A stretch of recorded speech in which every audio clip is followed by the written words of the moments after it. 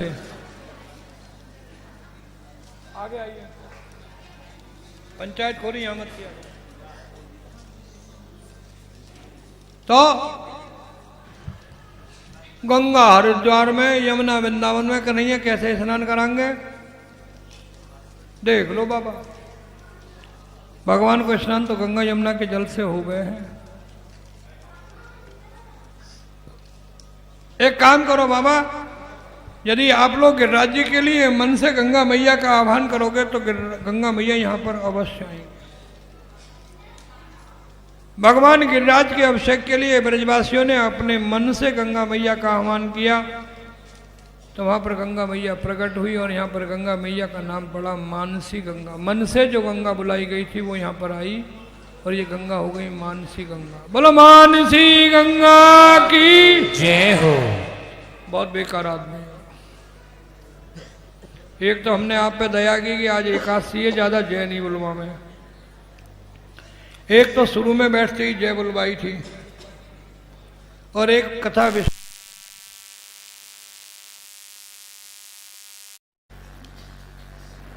ठाकुर जी को भोग लगेगा, भैया जी का हेरो है।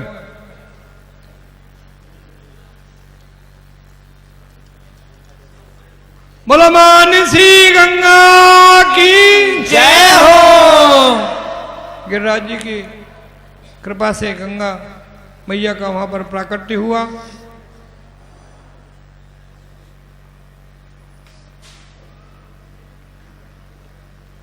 और गिरिराज जी का अभिषेक करा गया।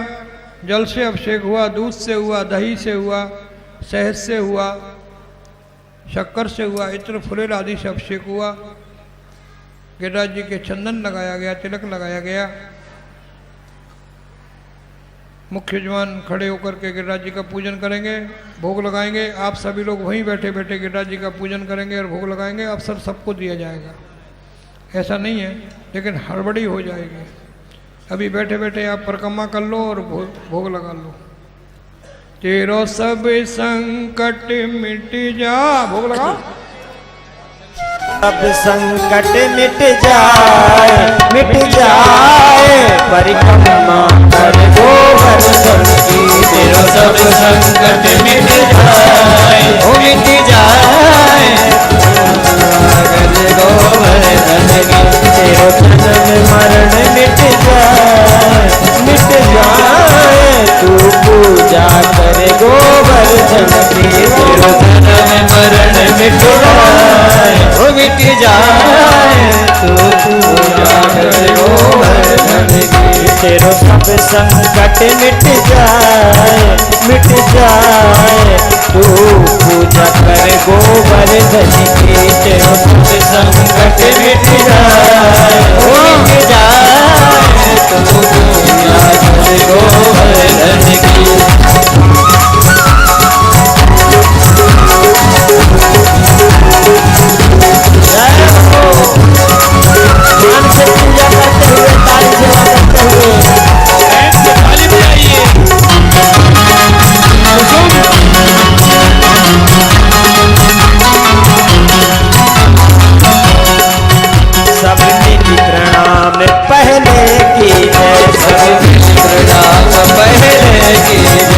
गिरिराज हृदय में रख लीजिए, गिरिराज हृदय में रख लीजिए। चलो मन में हो, चलो मन में हो, चलो मन में प्रेम बढ़ाए, ओ बढ़ाए शोभा दे तुम जावन की। तेरे मिट जाए, ओ मिट जाए तू जाने गोवर्धन की।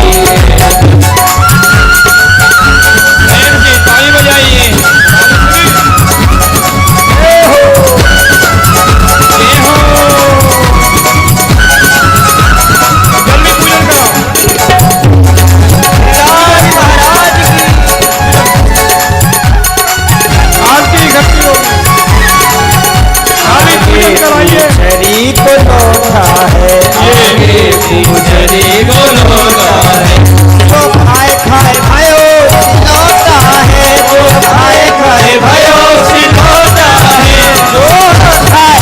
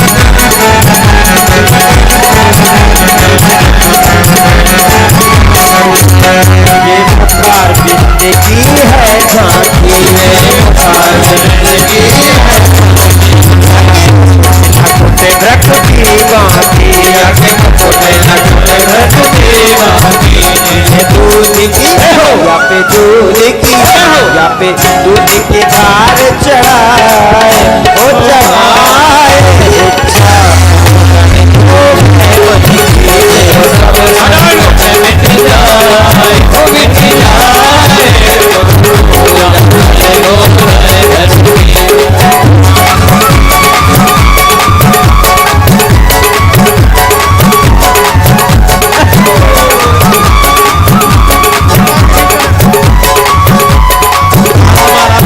सभी माता शांति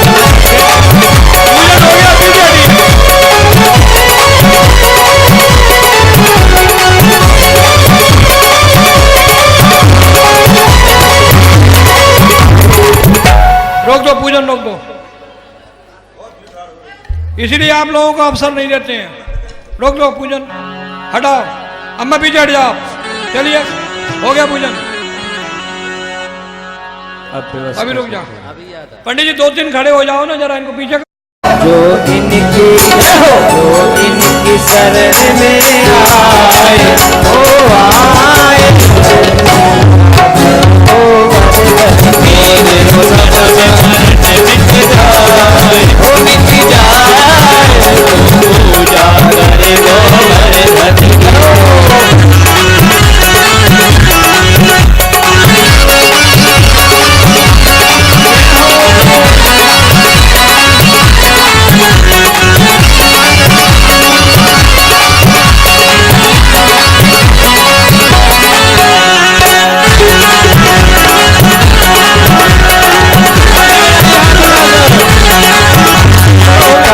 पूर्ण भई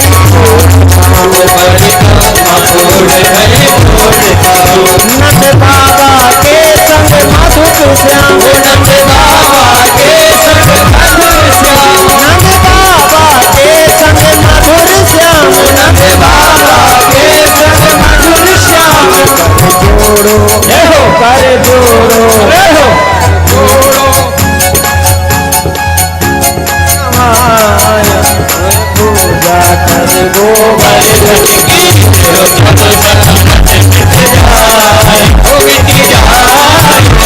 पूजा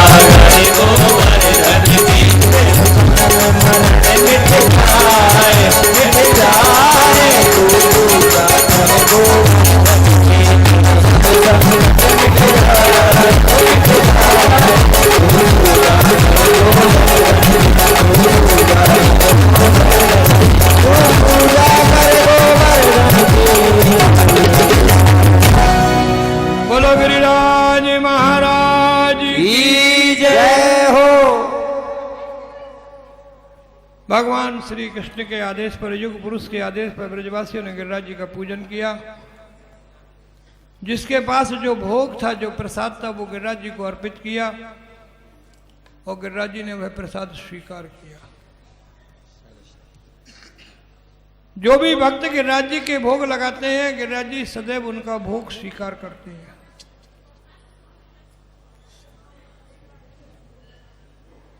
यह प्रमाणित बात है, इसमें कोई संदेह नहीं करना चाहिए।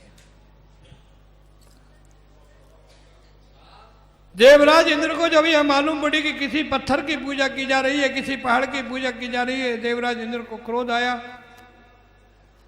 उसने वायुदेव को बुलाया और वायुदेव को बुला करके आदेश दिया कि पूरे ब्रज को हवाओं, इतनी तेज हवाएं चलाओ कि पूरा ब्रजमंडल उड़ जाए।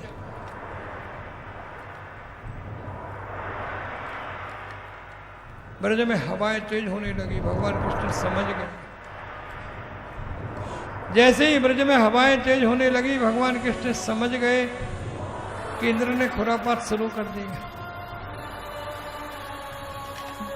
देवराज इंद्र ने वरुण देव को आदेश दिया कि ब्रजमंडल में इतनी भारी बरसात करो कि सारा का सारा ब्रज डूब जाए, बह जाए।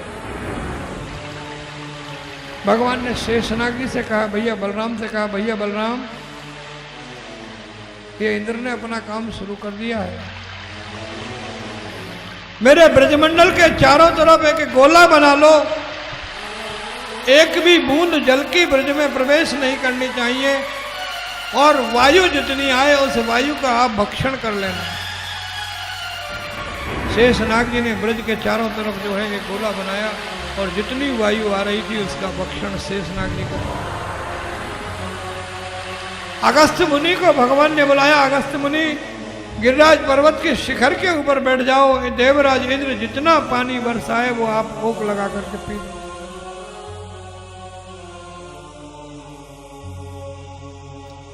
भयंकर हवाएं देख करके, भयंकर जल की धाराएं देख करके ब्रजवासी घबरा गए। उसी समय भगवान ने वह जो गिरि गोवर्धन है वह भूमि से ऊपर उठा लिया और अपनी कन्नी उंगली पर रख लिया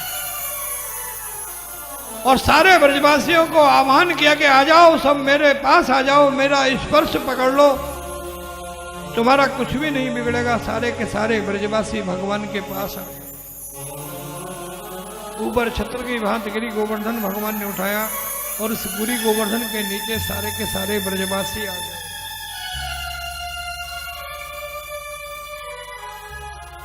सज्जनों, 7 वर्ष के श्री कृष्ण ने 7 कोस के गिरिराज जी अपनी उंगली पर उठाए।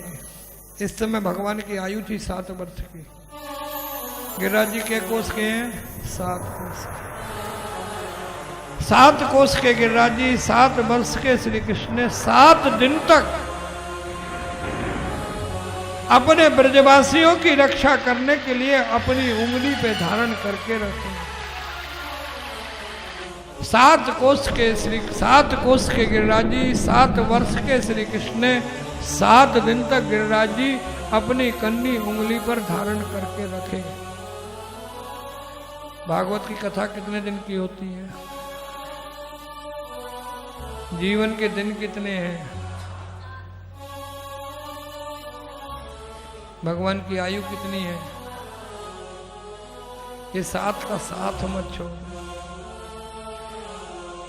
यदि भगवान श्री कृष्ण के चरणों में आपकी आसक्ति बनी रही, भगवान श्री कृष्ण के चरणों में यदि आपका प्रेम बना रहा, तो आपके 7 दिन श्री गिरिराज जी आपके ऊपर छत्र बन करके खड़े रहेंगे और आपकी रक्षा करते रहेंगे।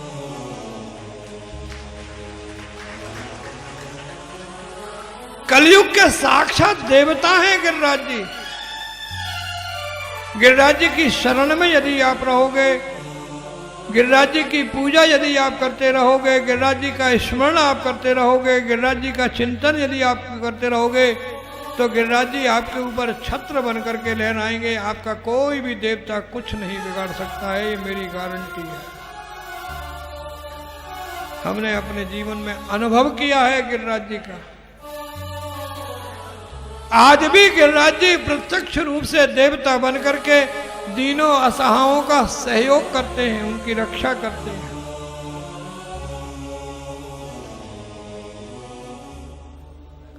सात दिन तक भगवान ने 7 कोस के गिरिराज जी को अपनी उंगली पे धारण करके रखा। 7वें दिन देवराज इंद्र स्वयं भगवान से क्षमा मांगने आया। देवराज इंद्र ने यहाँ पर भगवान की बहुत सुंदर स्तुति की है। भगवान देवराज इंद्र की स्तुति से प्रसन्न हुए। तो देवराज इंद्र ने कहा कि प्रभु मुझे गिरिराज की तलहटी में निवास दे दो। भगवान ने इंद्र को गिरिराज जी की तलहटी में निवास दिया है और उसके बाद वह गिरिराज पर्वत भूमि पर स्थापित किया है। और वहां खड़े होकर के भगवान ने घोषणा की है कि कर्म के प्रधान देवता हैं श्री गिरिराज जी, कर्म के प्रदाता हैं श्री गिरिराज जी, और कर्म का फल देने वाले देवता भी हैं श्री गिरिराज जी। और कलयुग के केवल एकमात्र देवता रहेंगे केवल गिरिराज जी। कलयुग में गिरिराज को मेरा ही साक्षात स्वरूप समझना, मेरा स्वरूप मान करके जो जीव कलयुग में गिरिराज जी का पूजन करेंगे, गिरिराज जी की परिक्रमा करेंगे, उन जीवों के ऊपर मेरी साक्षात कृपा होगी। सज्जनों, जब भी आपका मन करे अथवा जब भी आपका मन विचलित हो जाए, गिरिराज जी का स्मरण जरूर कीजिएगा और गिरिराज जी से प्रार्थना कीजिएगा कि गिरिराज जी मेरे घर में शांति प्रदान करो, मैं आपका दर्शन करने आऊँ, आपकी परिक्रमा देने आऊँ। और बिना वृंदावन यात्रा के गिरिराज जी की यात्रा अधूरी रहती है। गिरिराज जी यदि आप आए तो वृंदावन भी अवश्य आइए, क्योंकि वृंदावन और गिरिराज जी का मेल है, संबंध है। वृंदावन से भगवान गए थे तभी तो गिरिराज जी की पूजा हुई थी। यदि वृंदावन से भगवान वहाँ नहीं जाते तो कौन पूछता गिरिराज को। इसलिए गिरिराज जी के बाद वृंदावन आइए अवश्य, चाहे 1 मिनट के लिए आइए। और यदि आप यहाँ मंदिर आते हैं तो आपका स्वागत है। भगवान ने गिरिराज जी को भूमि पर स्थापित किया और फिर भगवान स्वयं वृंदावन लौट करके सभी ग्वाल वालों को लेकर के आए। तो ग्वाल वालों ने भगवान से कहा, कन्हैया देख, जो माखन तू खावे वही माखन हम खाएं। जा गैया को तू दूध पिए, भाई गैया को दूध हम पिए। फिर तेने इतना बड़ो गिरिराज 7 दिन तक अपनी उंगली पे कैसे धारण करके रखो। तो भगवान ने कही कि कछु माखन को बल मिलो, कछु गोपन करी सहाय, श्री राधे जू की कृपा सो मैंने गिरिवर लियो उठा। और इसी प्रसंग के साथ ही आज की कथा को यहीं विश्राम देते हैं। सभी लोग पहले जयकारा लगाएंगे, बोलो गिरिराज महाराज की जय हो। इनको हटा लो। श्री राधे, जय श्री राधे। कैसे बोलो गिरिराज धरण की जय हो। जल्दी हटाओ, सभी लोग यहाँ आ ध्यान जाओ। दें। अभी आप लोग बैठिए 2 मिनट, पहले गिरिराज जी का प्रसाद यहाँ से हटाने दीजिएगा। हमारे विद्यार्थी छोड़े, जब तक एक सूचना दे दीजिएगा। सभी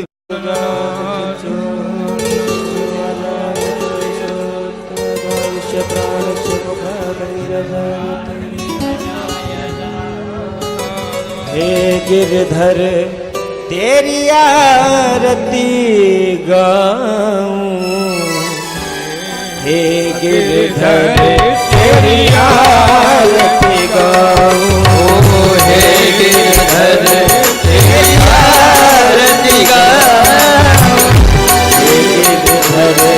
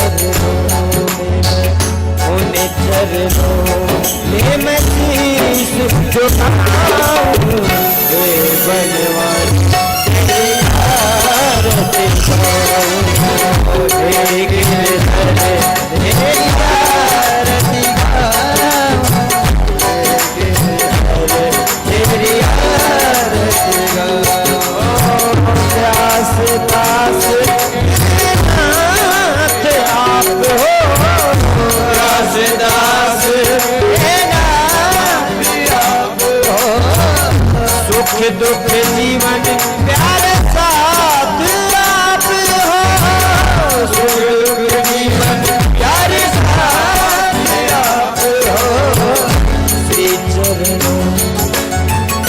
श्री चरणों में मैं पली पली जाऊं, हे गिरधर तेरी आरती गाऊं, हे गिरधर तेरी आरती गाऊं, तेरी आरती गाऊं, हे गिरधर तेरी आरती गाऊं, तेरी आरती गाऊं, हे गिरधर तेरी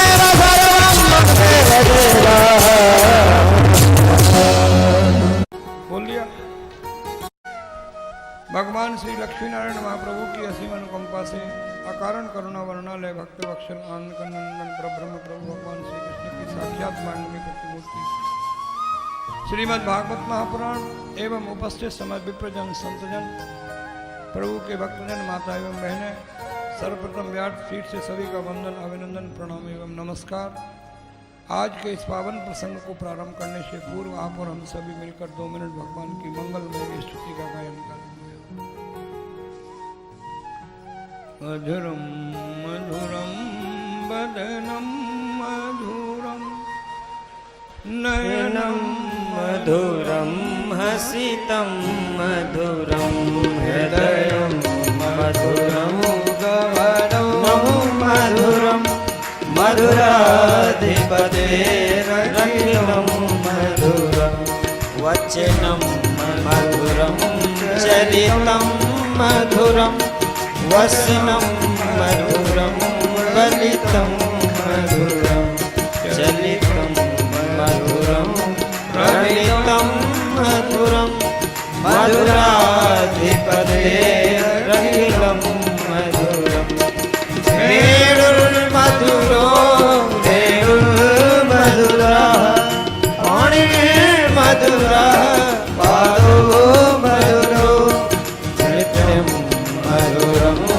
सख्यं मधुरं मधुराधिपतेरखिलं मधुरं गीतं मधुरं गीतं मधुरं उक्तं मधुरं सूक्तं मधुरं रूपं मधुरं तिलकं मधुरं मधुराधिपतेरखिलं मधुरं कर्णं मधुरं कर्णं मधुरं हरिणं मधुरं स्मरणं मधुरं वमितं मधुरं समितं मधुरं मधुराधिपतेरखिलं मधुरं कुञ्जा मधुरा बाला मधुरा यमुना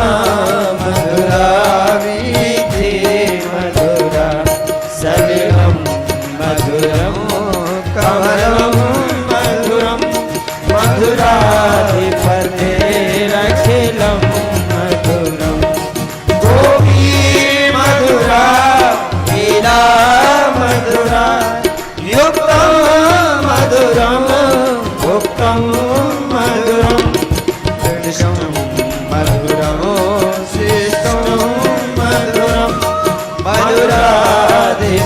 मधुराधिपतेरखिलं मधुरं गोपा मधुरा गावो मधुरा यशिर्मधुरा सृष्टिर्मधुरा दहितं मधुरं हरितं मधुरं मधुराधिपतेरखिलं मधुरं मधुराधिपतेरखिलं मधुरं मधुराधिपतेरखिलं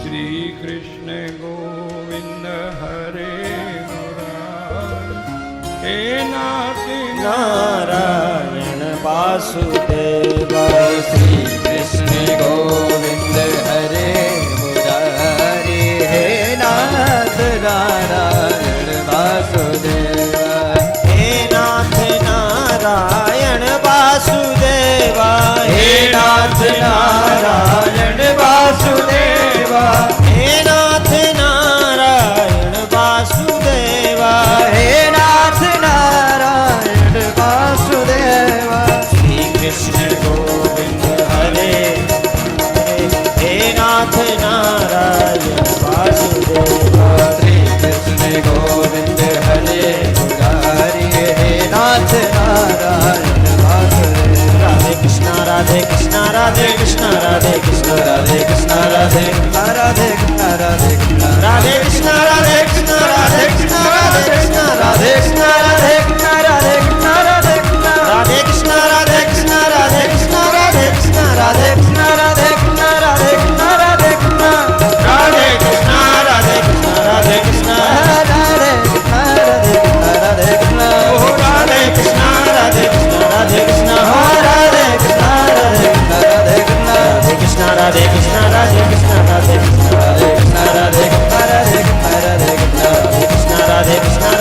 कृष्ण राधे कृष्ण राधे कृष्ण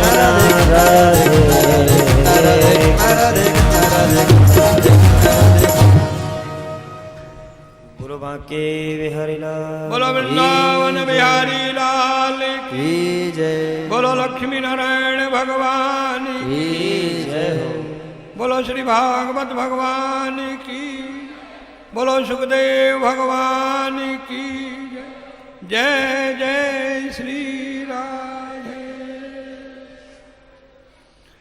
नमस्तुभ्यं भगवते पुरुषाय महात्मने वासुदेवाय कृष्णाय सात्वतां पते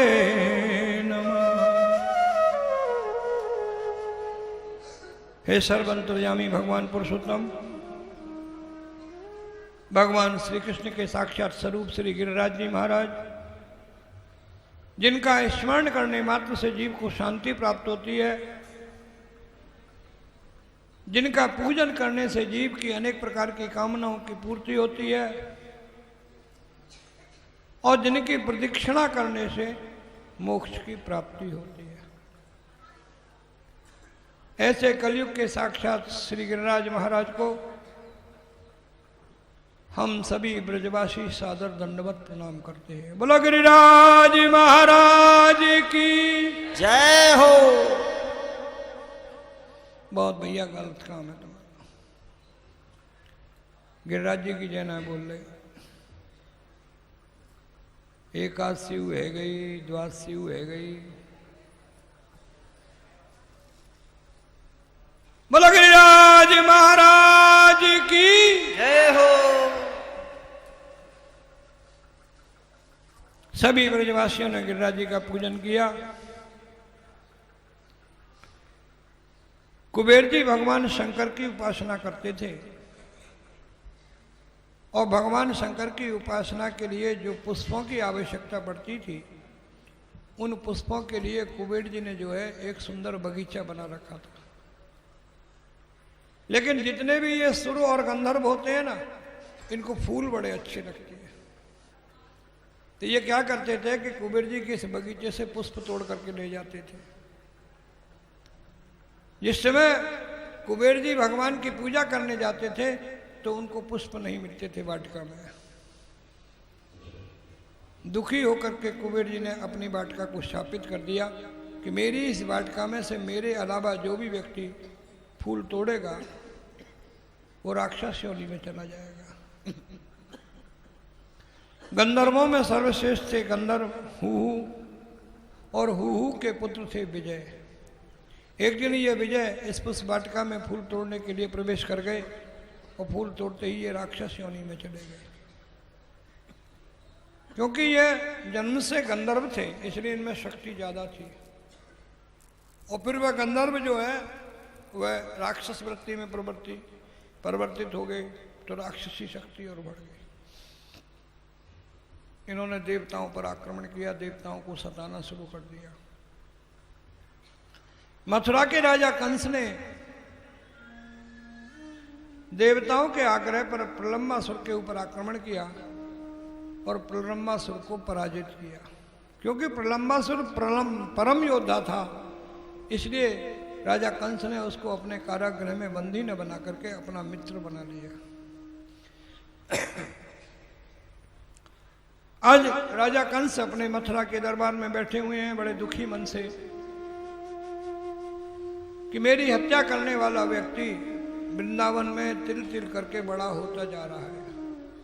जैसे जैसे भगवान बड़े होते जा रहे थे वैसे ही वैसे कंस की चिंताएं भी बढ़ती जा रही थी। शत्रु जब बढ़ता है तो कष्ट होता है, मित्र जब बढ़ता है तो प्रसन्नता होती है। कंस ने अपने मित्र प्रलंबासुर को बुलाया। प्रलंब, मेरे कष्ट में तुम मेरा सहयोग करो। वृंदावन में नंद यशोदा के यहाँ राम और कृष्ण दो मेरे शत्रु हैं। मैं चाहता हूं कि उनको समाप्त किया जाए। प्रलंबासुर ने कहा मैं अभी जाकर के उनसे युद्ध करता हूं और उनको समाप्त करता हूं। कंस ने कहा तुमसे बड़े बड़े योद्धा मैंने उनसे युद्ध करने के लिए भेजे, लेकिन कोई भी उनको समाप्त नहीं कर सका। मैं वृंदावन जाकर के उनको नहीं समाप्त कर सकता हूं। मैं यह चाहता हूं कि कोई व्यक्ति ऐसा वृंदावन जाए जो कृष्ण को और राम को मथुरा ले आए। प्रलंबासुर ने कहा मैं मथुरा उठा करके उनको मथुरा ले आऊंगा। प्रलंबासुर वृंदावन आ गए और उन्होंने भगवान के एक सखा का रूप धारण कर लिया और भगवान की सखाओं की टोली में सम्मिलित हो गए। आज भगवान जब गौचारण करने के लिए आए तो खेल रहे थे, गौएं चरती रहती थी और ये ग्वाल वाल सब खेलते रहते थे। इधर दाऊ भैया प्रतिदिन भगवान से कहते थे कि देख कन्हैया, अवतार तो हमने लियो है, पहले हमने अवतार लिया तो 2-4 राक्षस मारवे को हमें मिल गए थे, अब की बार तो सिगरेट ने तुम ही मार रहे हो, हमारा नंबर ही ना आ रहा। तो भगवान ने आज दाऊ भैया से कही कि भैया दाऊ, आज तुम्हारो शिकार आएगा, पहचान लो। दाऊ जी जो है प्रलंबासुर को पहचान गए। आज भगवान ने अद्भुत खेल की रचना की और इस खेल में यह निर्णय लिया गया कि जो हारने वाली टोली है वो जीतने वाली टोली को अपनी पीठ पे बैठा करके और वो जो दूर वृक्ष है, पेड़ है, वहां तक लेकर के जाएगी। यह प्रलंबासुर भगवान की टोली में सम्मिलित हो गया और भगवान की टोली हार गई और दाऊ जी की टोली जीत गई, क्योंकि नियम ऐसा था कि अपने पीठ पे बैठा करके दौड़ना था। तो दौड़ करके यह प्रलंबासुर दाऊ जी के सामने आ गया। इसने मन में सोचा कि यदि एक को मैं मथुरा ले जाता हूं तो दूसरा अपने आप मथुरा आ जाएगा। तो यह सोच करके प्रलंबासुर ने दाऊ जी को अपनी पीठ पे बिठा लिया और यह दौड़ने लगा। दौड़ते दौड़ते यह उड़ने लगा। दाऊ जी ने कहा भैया दौड़वे की सरती, उड़वे की थोड़ी ना ही। प्रलंबासुर ने कहा कि दाऊ, मैं तुमको मथुरा ले जाऊंगा राजा कंस के दरबार में। दाऊ जी ने की ले तो जब जाएगा जब हम जाएंगे। एक मुष्टिका का प्रहार दाऊ जी ने किया, एक ही मुष्टिका में प्रलंबासुर नाम के राक्षस का उद्धार हुआ। भगवान ने समस्त ब्रजवासियों से पूजन करवाया गिरिराज महाराज का। एक दिन नंद बाबा ने भगवान से कही, कन्हैया आज तक हम तेरी सबरी बात मानते आए, आज तक आपने जो कुछ कहा हमने मना नहीं किया, लेकिन आज एक हमारी इच्छा है। शास्त्रों में ऐसा वर्णन आता है कि सुपुत्र उसको कहते हैं जो माता पिता से धर्म करवाए।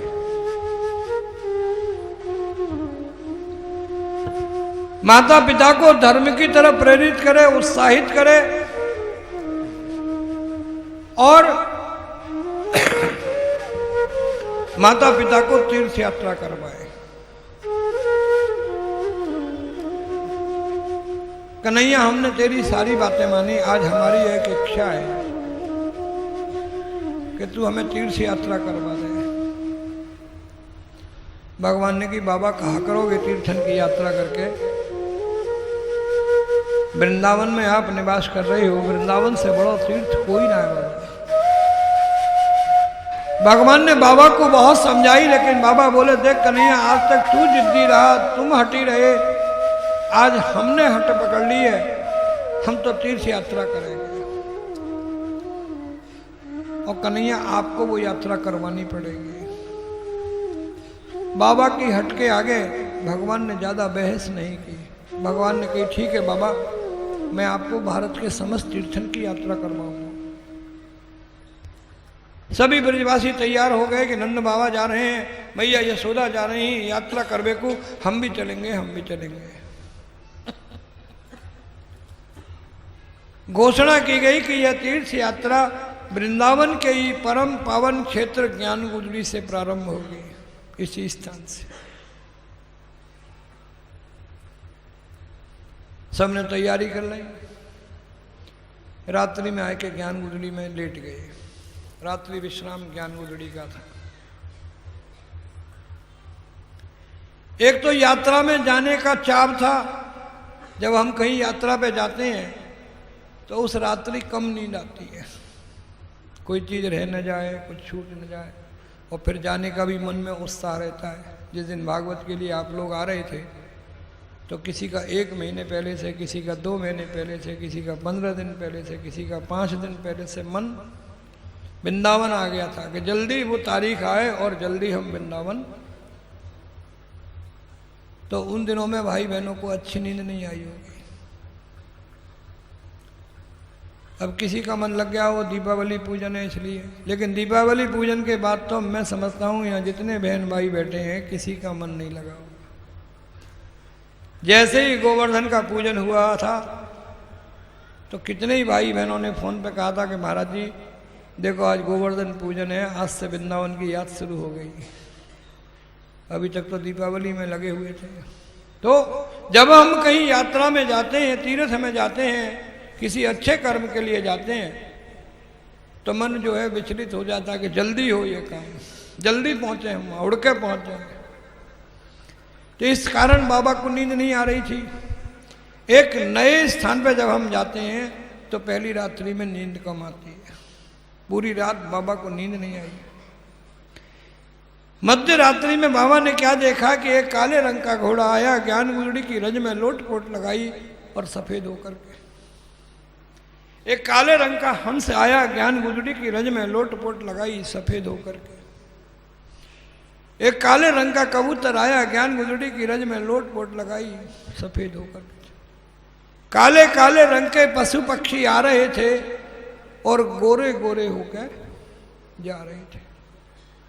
बाबा घबरा गए, भयभीत हो गए, ये क्या है?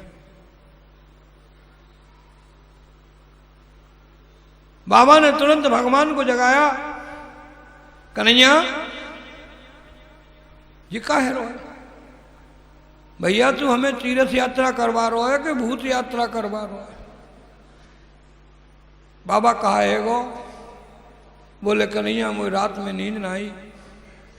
कारे रंग को घोड़ा आयो, धोरे रंग को है के चलो गो। कारे रंग को हंस आयो, धोरे रंग को है के चलो गो।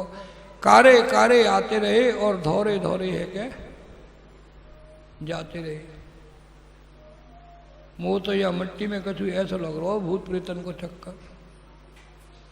भगवान ने कहा बाबा वह काले रंग का जो घोड़ा आया था वह कोई और नहीं, तीर्थराज प्रयाग थे। वो काले रंग का हंस तीर्थ गुरु पुष्कर थे।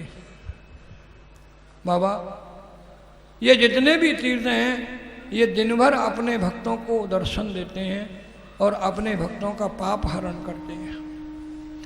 भक्तों के पापों के कारण ये सारे के सारे तीर्थ काले पड़ जाते हैं। फिर ये सभी तीर्थ रात्रि में वृंदावन आते हैं प्रतिदिन और ज्ञान गुदड़ी की रज में लोटपोट होकर के और अपने भक्तों के पापों का विसर्जन करते हैं। बाबा ने कही कन्हैया जब सबरे ही तीर्थ या रज में आए के लोटपोट करें तो हमारी तो तीर्थ यात्रा है गई, हम या रज में लोटपोट करेंगे। बाबा ने वह रज में लोटपोट कर दी है गए सबरे तीर्थ। ज्ञान गुदड़ी की रज बड़ी पावन रज है। गंगा जल घर में है, बहुत अच्छी बात है। जीव जब प्रस्थान करता है उसके मुख में गंगा जल डालते हैं तो उसे मुक्ति प्राप्त होती है, मोक्ष प्राप्त होता है। और जीव यदि प्रस्थान करे और उसके मुख में ब्रजरज डाल दी जाए तो उसको वृंदावन प्राप्त होता है। उसे न मुक्ति मिलती है न मोक्ष मिलता है, वह तो भगवान का जीव हो जाता है और भगवान उसको वृंदावन बुला लेते हैं।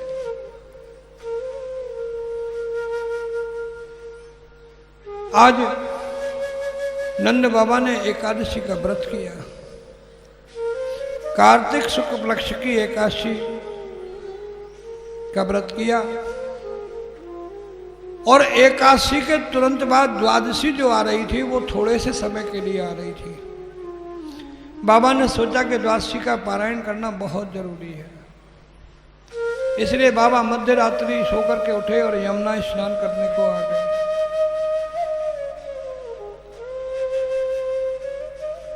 मध्य रात्रि में नदियों में, तालाब पर और कुओं पर स्नान नहीं करना चाहिए। ये वरुण देव के विश्राम का समय है। क्योंकि एकादशी थी इसलिए बाबा स्नान करने आ गए। वरुण देव के दूत आए, बाबा को पकड़ के ले गए। बाबा वरुण लोग पहुंच गए। वरुण देव बाबा को पहचानते थे, क्योंकि जिस समय गोवर्धन पूजन हुआ था उस समय इंद्र आदि देवताओं के साथ वरुण देव भी आए थे। वरुण देव ने अपने दूतों से कहा कि ये भगवान के पिता हैं इस समय भूमि पर, और तुमने यहाँ लाकर के बहुत बड़ी गलती की। पर कोई बात नहीं, मैं सुबह स्वयं जाऊंगा और इनको वृंदावन छोड़ करके भगवान का दर्शन भी कर आऊंगा और भगवान से क्षमा भी मांगूंगा। प्रातः 4, 4:30 बजे यशोदा मैया सोकर के उठी, बाबा को नहीं देखा तो कन्हैया के पास गई। कन्हैया बेटा, बाबा नहीं है घर में। बेटा बाबा जो है यमुना स्नान करने गए थे मध्य रात्रि में, और तब से अब तक लौट करके नहीं आए। भगवान समझ गए। उसी समय भगवान दौड़े दौड़े यमुना किनारे गए। जिस स्थान पर बाबा स्नान करने के लिए गए थे उस स्थान पर बाबा के वस्त्र रखे हुए थे, चरण पादुकाएं थी, माला झोली थी। भगवान समझ गए। उसी समय भगवान ने यमुना में छलांग लगाई और यमुना के माध्यम से भगवान वरुण लोक पहुंचे। वरुण लोक में भगवान को आया देख करके वरुण देव प्रसन्न हुए। वरुण देव ने भगवान का सम्मान किया, स्वागत किया और भगवान से कहा कि प्रभु, मेरे दूत भूलवश जो है बाबा को ले आए हैं, मैं इनको अभी वृंदावन छोड़ने आ रहा था।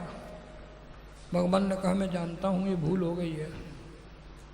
वहाँ पर वरुण लोक में भगवान का बहुत सम्मान हुआ, पूजन हुआ। वरुण लोक से बाबा को लेकर के श्री कृष्ण वृंदावन आए।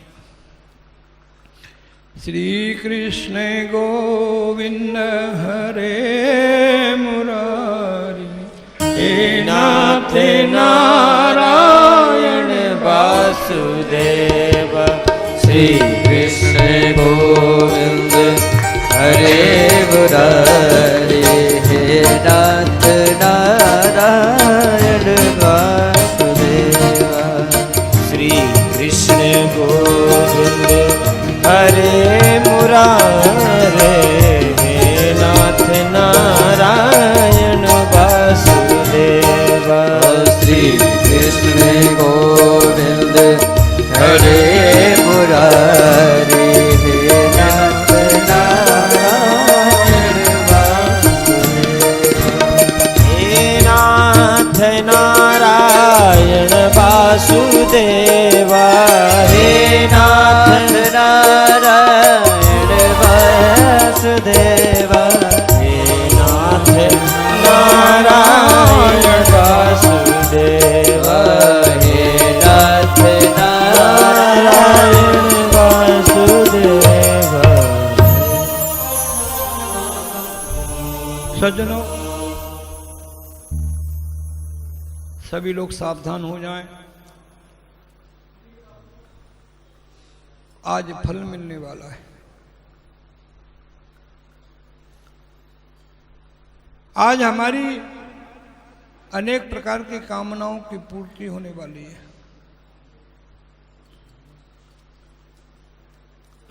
अब आपको जो कथा श्रवण कराई जा रही है इसको प्राण कथा कहते हैं।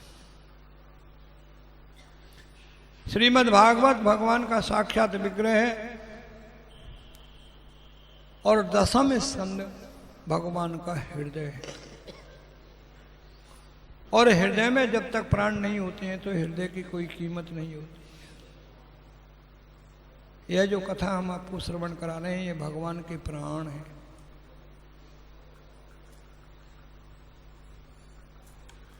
जिस समय भगवान ने कच्छप अवतार धारण किया था तो हजारों हजारों जलचरों ने भगवान से कहा था कि प्रभु हमें आपका स्पर्श चाहिए। भगवान ने कहा इस समय मेरा स्पर्श मत करना, कलयुग में मैं कृष्ण बन करके आऊंगा तब आपको मेरा स्पर्श प्राप्त होगा। भगवान ने मत्स्य अवतार धारण किया, भगवान ने वराह अवतार धारण किया, भगवान ने अनेकों अवतार धारण किए, भगवान ने नरसिंह अवतार धारण किया। हजारों पशुओं ने भगवान से अनुरोध किया कि हम आपका स्पर्श चाहते हैं। हजारों पक्षियों ने भगवान का से अनुरोध किया कि हम आपका स्पर्श चाहते हैं। राम अवतार में हजारों मनुष्यों ने अनुरोध किया कि प्रभु हम आपका स्पर्श चाहते हैं। बड़े बड़े संत मुनीषी महात्मा विद्वान हजारों लाखों वर्ष तक तपस्या की। बड़े बड़े देवताओं ने बड़ी बड़ी भगवान की आराधनाएं की। सबने भगवान से भगवान का स्पर्श मांगा। हमारे वेदों में 1,00,000 मंत्र हैं, 4,000 मंत्र हैं ज्ञान कांड के, 80,000 मंत्र हैं कर्म कांड के और 16,000 मंत्र हैं उपासना कांड के। 80,000 कर्म कांड के मंत्रों ने भगवान से अनुरोध किया कि भगवान हम आपका स्पर्श चाहते हैं। बड़े बड़े देवी देवताओं ने भगवान से अनुरोध किया कि हम आपका स्पर्श चाहते हैं। तो भगवान ने सबसे यही कहा कि द्वापर में कृष्ण अवतार धारण करूंगा, तुम ब्रज में गोपी बन करके आ जाना, तुम सबको मेरा स्पर्श प्राप्त होगा। भगवान ने ब्रह्मा जी के माध्यम से देवताओं को समाचार दिया था कि मैं वसुदेव घर में साक्षात जन्म लेकर के आ रहा हूं। जितने भी सुर हैं उनसे कहना वृंदावन पहुंच जाए, और जितनी भी स्त्रियां हैं उनसे भी कहना वृंदावन पहुंच जाए, ब्रज में पहुंच जाए। आज हजारों लाखों वर्ष की तपस्या का फल उन मनीषियों को, संतों को, विद्वानों को मिलने वाला है। आज लाखों वर्ष से जो जलचर थलचर नभचर प्रभु को स्पर्श की इच्छा लेकर के इस संसार में जीवित हैं, आज उनको उनकी इच्छा का फल मिलने वाला है। गोपियों ने भगवान को पति रूप में प्राप्त करने के लिए गोपी व्रत किया था। आज उन गोपियों को पति के रूप में भगवान की प्राप्ति होने वाली है। आज भगवान ने अपनी वेणु का निनाद किया। आज भगवान ने अपनी वेणु के माध्यम से एक एक गोपी को बुलाया, एक एक गोपी का नाम लिया कि गोपी फलानी गोपी ठिकानी गोपी आ जाओ, आज मैं तुम्हारी कामनाओं की पूर्ति करूंगा। श्रीमद् भागवत में इसको वेणु गीत कहते हैं।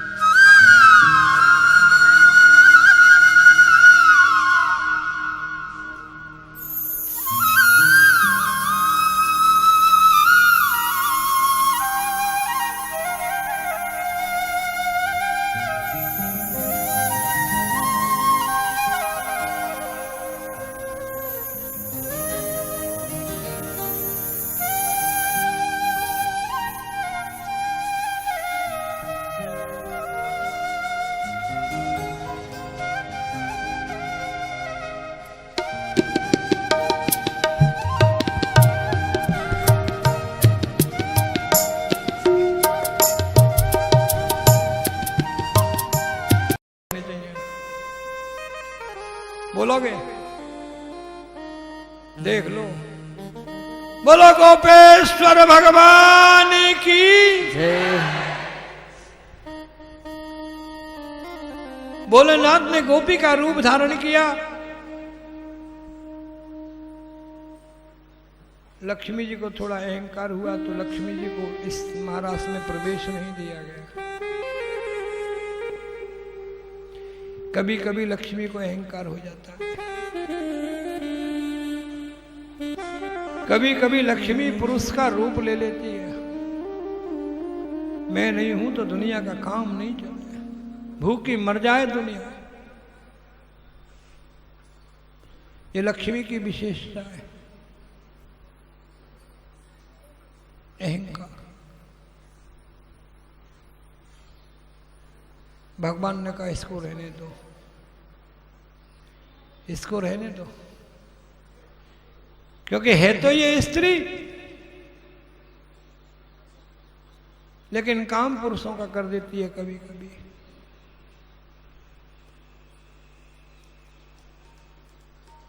भगवान से लक्ष्मी है, लक्ष्मी से भगवान नहीं है, लेकिन कभी कभी लक्ष्मी इतला जाती है, इठला जाती है। इस लक्ष्मी को प्राप्त करके पुरुष अहंकारी, मनुष्य अहंकारी हो जाता है कि लक्ष्मी न हो तो कुछ नहीं हो। बाप बड़ो ने भैया सबसे बड़ो अहंकार हो गया। भगवान ने लक्ष्मी से कहा नहीं तू रहने दे, तू इस रास में मत। कामदेव बोले हम आएंगे, बोले हाँ तुम जरूर आ जाओ। बोले देख लो हम आएंगे तो, बोले आ जाओ, तुम्हारा मेरा ही तो युद्ध होना है। 5 के 5 बाण लेकर के कामदेव भगवान के इस महारास में सम्मिलित हुए थे। भोलेनाथ ने कामदेव को भस्म किया था, भगवान कृष्ण ने कामदेव को पराजित किया। आइए इस रास में हम और आप सभी सम्मिलित होते हैं। थोड़े ये कैमरे हटवा दो भैया, बंसी बट बनाओ यार भैया, या बंसी बट बनाओ। बंसी बट के तट पर जहां भगवान ने बंसी बजाई थी उसको कहते हैं बंसी बट। ये जमुना के किनारे बजाई थी इसलिए बंसी बट तट कहते हैं इसको। यमुना और ज्ञान गुदड़ी के मध्य में है ये तट। ज्ञान गुदड़ी से लेकर के और यमुना जी तक का जो क्षेत्र है उसको कहते हैं बंसी बट। आइए बंसी बट में भगवान के इस रास में हम सभी सम्मिलित होते हैं। राधा नाचे कृष्ण नाचे, नाचे गोपी जन, मन मेरो बन गयो सखी रे पावन वृंदावन।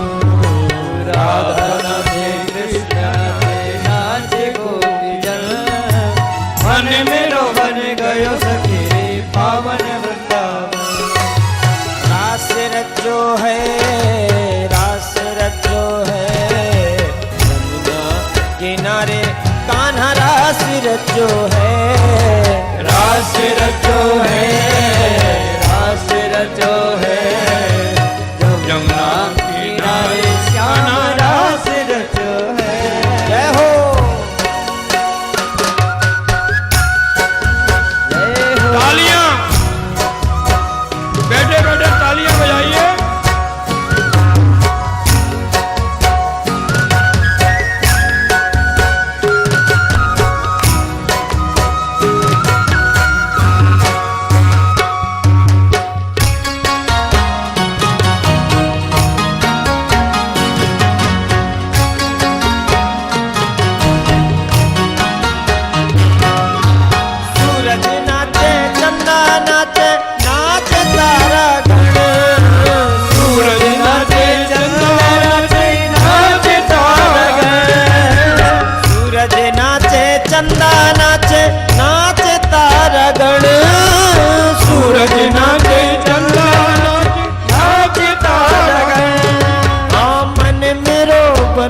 सखी रे पावन वृंदावन।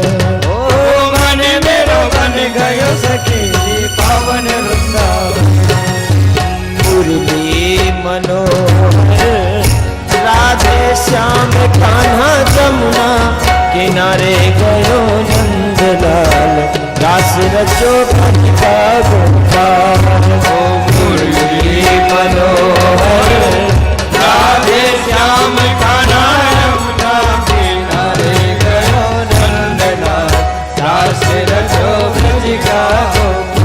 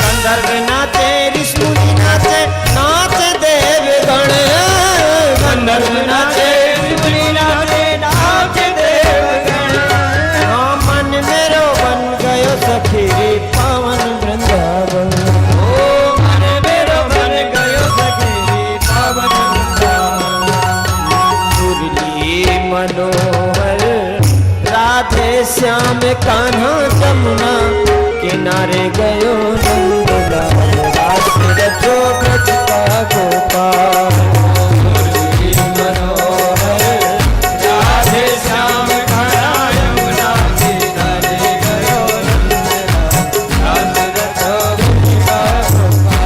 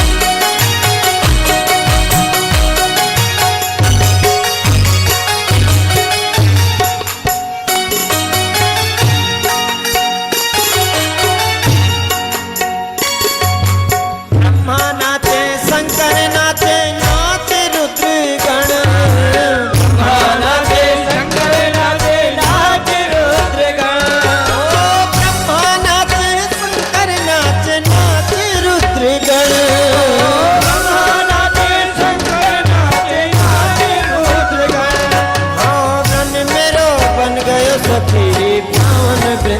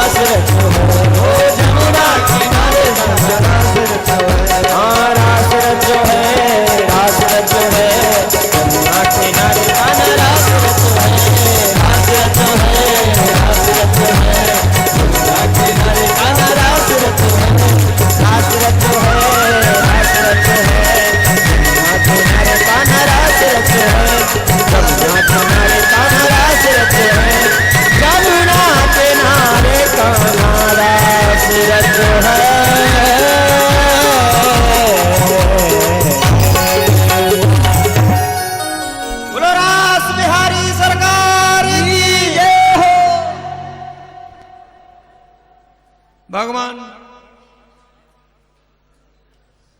ने दिव्य रास का आयोजन किया। यह आत्मा और परमात्मा का रमण था। परमात्मा जब आत्माओं को जीव को प्रदान करता है तो आत्मा परमात्मा के पास जाने के लिए आतुर होती है। आत्मा और परमात्मा के मध्य में यह जो शरीर है यह माया का रूप लेकर के बाधक बनता है। आज भगवान ने अनेकों लीलाएं करके इस शरीर को आत्मा के योग्य बनाया है। अनेक लीलाएं की हैं।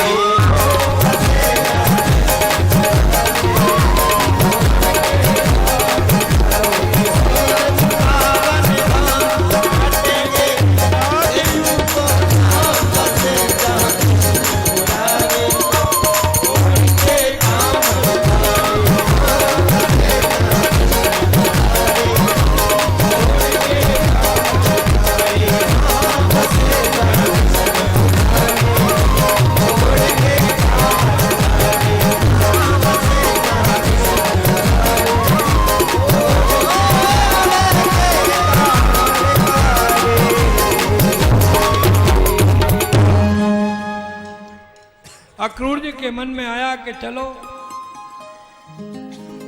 इस दुष्ट के बहाने से वृंदावन तो मिलेगा।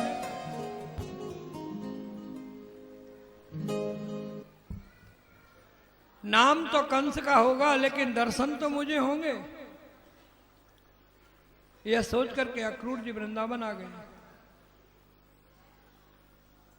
नारद जी जब राजा कंस से बातें करके जा रहे थे तो नारद जी ने मन में सोचा चलो जब मथुरा आए हैं तो थोड़ा वृंदावन होकर के चलते हैं, देखेंगे भगवान का यदि मूड सही हुआ तो भगवान से भी 2 मिनट बात कर लेंगे, नहीं तो सीधे निकल जाएंगे। यह सोच करके नारद जी वृंदावन आए। यमुना के तट पर भगवान गौओं के साथ, ग्वाल वालों के साथ थे, एकांत में बैठे हुए थे। भगवान को एकांत में देख करके नारद जी भगवान के पास गए, चरण स्पर्श किया। नारद कैसे आए? बोल नहीं प्रभु, बस ऐसे ही भूमि का चक्कर लगाने चला आया। मेरे मन में भाव आया कि आप जिस कार्य से आए हैं शायद उस कार्य को भूल गए हैं। भगवान ने कहा नारद, पहली बात तो मैं कभी भूलता नहीं हूं, और मानो मैं भूल भी जाऊं तो तुम मुझको भूलने नहीं दोगे। तुम मथुरा में कंस से जो कहकर के आई हो ठीक करके आई हो। मुझे मालूम है अक्रूर जी मथुरा से आ रहे हैं। जब भगवान ने कहा नारद जी से कि नारद जी मुझे मालूम है अक्रूर जी मथुरा से आ रहे हैं, नारद जी बहुत प्रसन्न हुए। अक्रूर जी वृंदावन आए। आज अक्रूर जी के आने का समय था। सायंकाल गोधूली के समय अक्रूर जी वृंदावन आए। प्रतिदिन भगवान जब गऊ चरा करके आते थे तो गऊएं तो गौशाला में चली जाती थी और भगवान दौड़े दौड़े मैया के पास जाते थे। जब भगवान सुबह गौचारण के लिए जाते थे तो मैया क्या करती थी? एक तो लकुटी देती थी, लठिया देती थी। कन्हैया इन गैयन को न लठिया से डरा तो रही हो, मारियो मती ना गैयन को। पशुओं में सबसे सीधा पशु होता है गाय, और पशुओं से सबसे ज्यादा बुद्धि होती है गाय में। मैया ने कहा कन्हैया लठ तो दे रही हूं, लेकिन यह लठिया से कभी गैया मारियो मती ना, खाली डराई। और जी कंबल लियो, जा कंबल पे तू आराम करियो, गैयन ने चरण दियो, जा पे बैठ के भोजन कर लियो जी तेरी भोजन। तो जब भगवान गौचारण करके वापिस आते थे तो गौएं गौशाला में जाती थी और भगवान नंद महल के अंदर दौड़ते थे। एक तरफ कंबल फेंकते और एक तरफ लठिया फेंकते, और दौड़ते दौड़ते भगवान मैया से कहते मैया मैया तेरी गैया चरा के आया हूं, मोई रोटी दे दे खावे को, मोई भूख लगी है। हमारे घर में भी प्रतिदिन भगवान आते हैं। छोटे छोटे बच्चे जब स्कूल से आते हैं तो कैसा करते हैं? जूते एक तरफ, मोजे एक तरफ, टाई एक तरफ। मम्मी मम्मी भूख लगी है, मम्मी लग रही है टीवी देखने में। मैया यशोदा बाट देखती थी कन्हैया की कि मेरो कन्हैया गैया चरा के आवेगा और आते ही मुझसे कचू खावे को मांगेगा। मैया वह सामान अपने पास रख के बैठती। भगवान आकर के मैया के गले से लिपट जाते, देख मैया आज तेरी सबरी गैया ने पानी उपवा लाया हूँ और चरा भी लाया हूँ, मोई भूख लगी है, मैया कचू खावे को दे। मैया भगवान को अपनी गोदी में बिठाती थी और भोजन कराती। लेकिन आज भगवान ने सीधा प्रवेश नहीं किया, आज भगवान गौशाला में ही रुक गए। और थोड़ी देर के बाद अक्रूर जी का रथ आकर के नंद महल के दरवाजे पर रुका। गौशाला से दौड़ करके भगवान नंद महल के बाहर आए। अक्रूर जी का एक हाथ भगवान ने पकड़ लिया और एक हाथ बलराम जी ने पकड़ लिया। अक्रूर जी भगवान का चरण स्पर्श करते इससे पहले भगवान ने दोनों हाथ पकड़ लिए। एक तरफ अक्रूर जी भगवान को देख रहे हैं, एक तरफ बलराम जी को देख रहे हैं। अक्रूर जी की आंखों से अश्रुधारा प्रवाहित हो रही है। जिस ब्रह्म को पकड़ने के लिए बड़े से बड़े देवता, बड़े से बड़े जति और सती न जाने कितने कितने कर्म करते हैं, वह ब्रह्म किसी की पकड़ में नहीं आता है। आज मैंने ऐसा कौन सा कर्म किया है जो ब्रह्म ने आकर के मुझको पकड़ लिया है। अक्रूर जी की आंखों में भक्ति की प्रेम धारा बहने लगी, अश्रु बह गए। भगवान ने कहा, अक्रूर जी ये रोना धोना बंद करो, यदि ये आंसू किसी ने देख लिए तो गजब हो जाएगा। मैं जानता हूं तुम्हारे हृदय में मेरे प्रति भक्ति है, लेकिन अभी इस भक्ति को हृदय में ही रखो, बाहर निकाल करके मत लो। तुम्हारे इन आंसुओं के चक्कर में मेरा सारा काम बिगड़ जाएगा। अक्रूर जी ने कहा, प्रभु अभी आंसू तो निकल पड़े हैं, इन्हें पहुंचू कैसे, हाथ तो आपने पकड़ रखे हैं। भगवान ने अक्रूर जी के हाथ छोड़े, भगवान ने अपने आंसू, अक्रूर जी ने अपने आंसू पहुंचे। भगवान ने कहा, अक्रूर जी बाबा से कभी भी भूल करके ये मत कह देना कि राम और कृष्ण को मथुरा भेजो, मथुरा के राजा कंस ने बुलाया है। क्योंकि यदि आपने सीधा बाबा से कह दिया राम और कृष्ण को मथुरा में कंस ने बुलाया है, बाबा कभी भी मुझे मथुरा नहीं भेजेंगे। आप तो केवल बाबा को निमंत्रण देना। अब बाबा से कहना कि मथुरा के राजा कंस ने आपको बुलाया है, बस इतना कह के आप चुप हो जाना। अक्रूर जी ने कहा, जैसी प्रभु आपकी आज्ञा। अक्रूर जी महलों में गए हैं, नंद बाबा के चरण स्पर्श किए हैं, मथुरा के राजा कंस का राजकीय पत्र बाबा को अर्पित किया है। बाबा, मथुरा के राजा कंस ने एक धनुष यज्ञ का आयोजन किया है और इस महोत्सव में आपको एक राजा होने के कारण उसने निमंत्रित किया है, क्योंकि इस उत्सव में मल्ल युद्ध होगा और मल्ल युद्ध में गोपों का होना बहुत आवश्यक है। नंद बाबा गोप थे, गोप जाति जो है वो आज भी मल्ल युद्ध में प्रवीण है। एक राजा का निमंत्रण एक राजा के पास आया, नंद बाबा ने अपने मंत्रियों को बुलाया, अपने भाइयों को बुलाया और कहा, देखो मथुरा के राजा कंस का यह निमंत्रण आया है और इतने मान सम्मान से राजा कंस ने हमको बुलाया है, तो हमारा कर्तव्य बनता है कि हमको उसमें जाना चाहिए।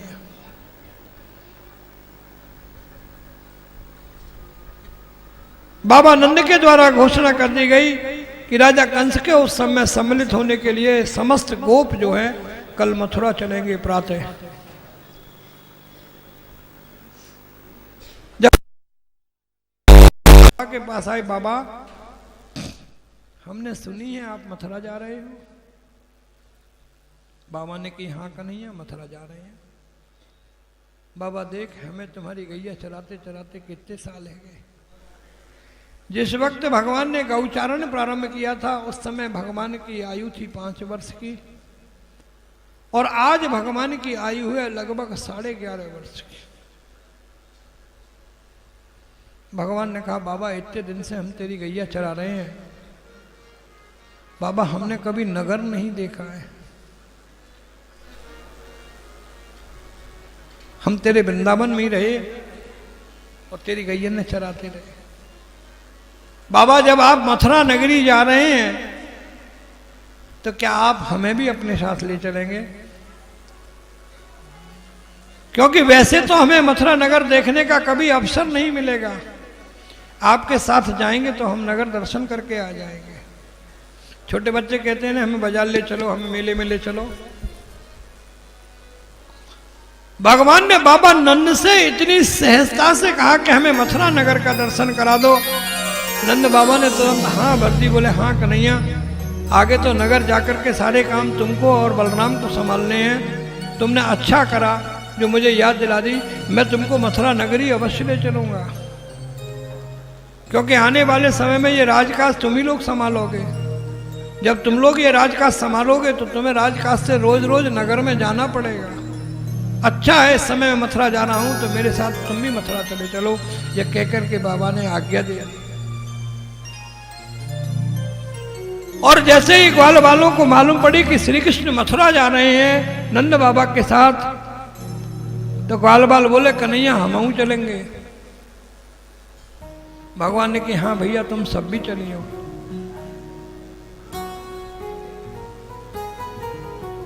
समस्त गोपों में, ब्रजवासियों में घोषणा कर दी गई कि मथुरा के राजा कंस के यहाँ जो उत्सव होने जा रहा है, उस उत्सव में सम्मिलित होने के लिए सभी ब्रजवासी मथुरा जा रहे हैं। श्री कृष्ण और बलराम भी जाएंगे।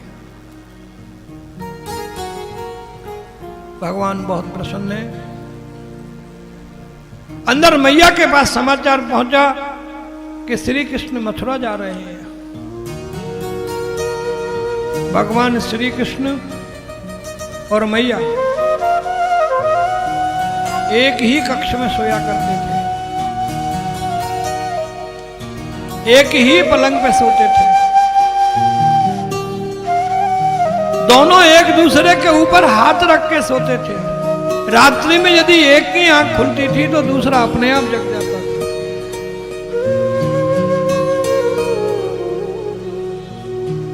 आज रात्रि में किसी ने किसी के ऊपर हाथ नहीं रखा। मैया ने अपने हाथ अपनी छाती पर रख लिए और भगवान ने अपने हाथ अपनी छाती पर रख लिए। भगवान को नींद आ गई। रात्रि 12 बजे मैया ने शयन कक्ष छोड़ा और घर के आंगन में जो वृक्ष था, उस वृक्ष के नीचे आकर के मैया बैठ गई और मैया ने अपना मुख दोनों घोंटुओं के मध्य में रख लिया।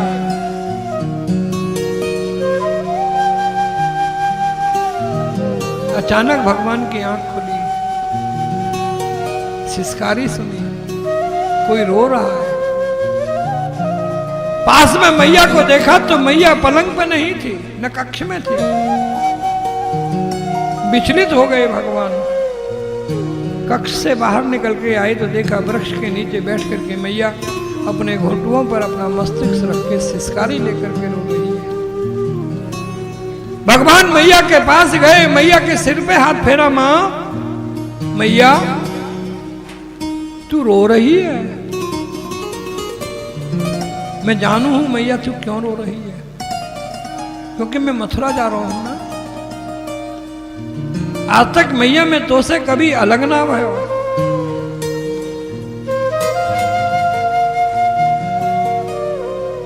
कल सुबह मैं मथुरा जाऊंगा या भय से मैया तो रुदन आ रहा है, तू रो रही है। मैया यदि मेरे जावे को तो दुख है तो तेरी सौगंध में मथुरा नहीं जाऊंगा। मैया रो मती ना। मैया ने कही कन्हैया तुम मथुरा जा रहे हो, मुझे इसका कोई दुख नहीं है, क्योंकि मनुष्य जब संसार में आया है तो उसे कर्म करने ही पड़ेंगे और कर्म करने के लिए घर से बाहर जाना ही पड़ेगा। कन्हैया तुम मथुरा जा रहे हो, मुझे इसका बिल्कुल भी कष्ट नहीं है, लेकिन पता नहीं क्यों जब से मैंने यह समाचार सुना है कि तुम मथुरा जा रहे हो, मेरा हृदय बार बार कह रहा है कि मैं रोऊं। मैं बहुत अपने आप को समझाने का प्रयास कर रही हूं, लेकिन मेरा हृदय जवाब दे चुका है। और अब वह हृदय जो है मध्य रात्रि में पिघल करके मेरी आंखों से बाहर आ गया है। कन्हैया मैं सत्य कहती हूं कि तुम्हारे मथुरा जाने का मुझे दुख नहीं है, पर पता नहीं मेरा ये हृदय क्यों पिघल रहा है। मैया तेरी सौगंध खा करके कहता हूं कि मैं तुझसे कभी भी दूर नहीं। मैया मुझे सदैव तेरी याद बनी रहती है। मैं गऊएं भी चराने जाता हूं तो मुझे गऊओं में भी तेरी शकल दिखती है मैया। और मैया बाबा के संग जा रहा हूं, लौटे आऊंगा। मैया तो छोड़ के मैं कभी भी चैन से ना रह सकूं। तेरे बगैर मैया मेरो एक क्षण भी मन ना लगेगा। मैया को भगवान ने समझाया, समझा करके शयन कक्ष में लेकर के आए। मैया और भगवान पलंग पे सो गए। प्रातःकाल का समय हुआ, नहा धोकर के सभी तैयार हुए। राम और कृष्ण दोनों अक्रूर जी के रथ पे बैठ गए। जैसे ही गोपियों को मालूम पड़ा कि श्री कृष्ण और बलराम मथुरा जा रहे हैं, गोपियां मथुरा के मार्ग में आकर के सड़क पर सो गई। हम देखते हैं अक्रूर कैसे इस रथ को लेके जाएगा।